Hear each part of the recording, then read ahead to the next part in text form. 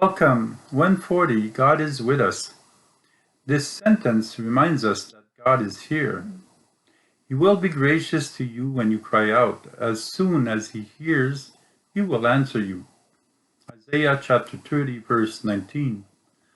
God answers us as soon as we cry. This is the sign that He is close.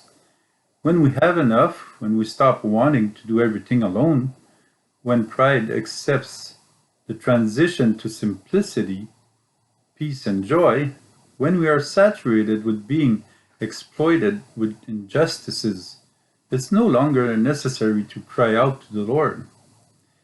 We then cry for joy, since we have turned away from our closures or the injustices we suffered.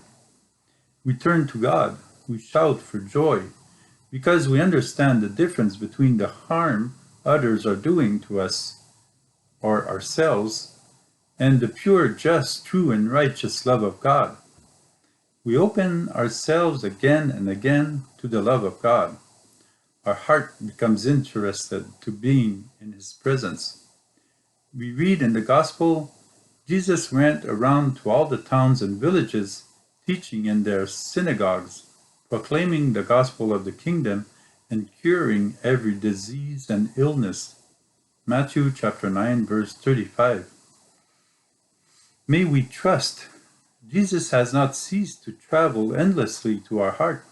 May we trust, open our hearts to salvation, to peace promised by Jesus. Jesus, I trust in you. Jesus is already there, simply without noise. We can talk to Him before we scream. He invites us again to open our hearts wide for God to live in it and to work in us.